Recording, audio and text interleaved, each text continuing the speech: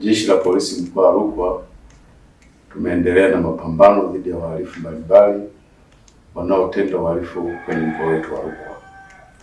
Hawa tunaopambana nao hasa ni wale wanaozusha taharuki au wanaosababisha taharuki baada ya kuzusha kwamba wameibiwa sehemu nyeti za miili yao.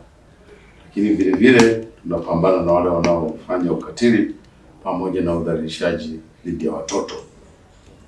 Katika kuhakikisha jamii ya watu wa mkoa wa Rukwa inaishi bila hofu na inakuwa salama kwenye mapambano dhidi ya hawa wanaozusha taharuki za kuibiwa nyeti zao, tumewafikisha mahakamani tena vijana wengine watatu ambao walimzushia Bwana Hosea Amani Mgogo mwenye umri wa miaka 31 mkazi wa Soweto Mbeya, kwamba wote watatu wamewaibia nyeti zao huko kijiji cha Kilangawana wilaya Sumbawanga, na kisha baada ya uzushi huo walianza kumpiga na kumsababishia maumivu pamoja na jeraha kichwani.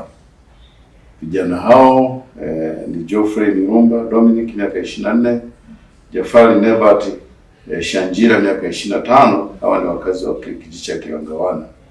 Lakini mwingine ni Huruma Geoffrey Kasonso ana miaka 18, huyu ni mkazi wa Kiliamatundu.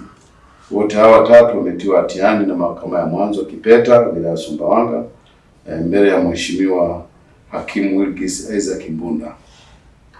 Vijana hao wote watatu wamepewa adhabu ya kifungo jela kwa muda wa miezi 6 kila mmoja, lakini wameamuliwa vile vile wamlipe fidia huyu waliyemjeruhi kutokana na maumivu lakini na jeraha alilopata kiasi cha shilingi 50,000 kila mmoja.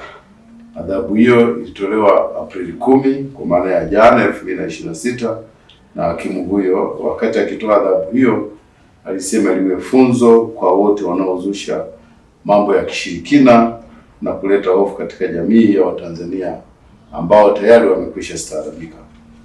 Kwa upande mwingine kama nilivyosema, tunaendelea na mapambano dhidi ya wahalifu wanaotenda ukatili dhidi ya watoto.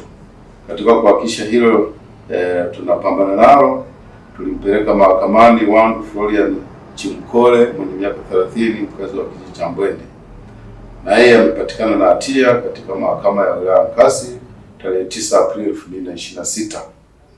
Hivi amepewa adhabu ya kutumikia kifungo cha miaka 30 jela. Yeye huyu alimbaka mtoto au binti wa miaka 13.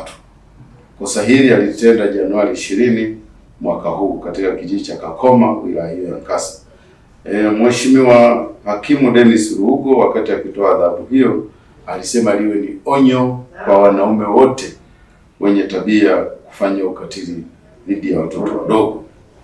Jeshi la Polisi mkoa wa Rukwa linatoa wito kwa wananchi wote kuendelea kutii sheria za nchi, lakini kwa upande wa wazazi tunawahimiza kuendeleza ulinzi dhidi ya watoto wao ili wasifanye ukatili.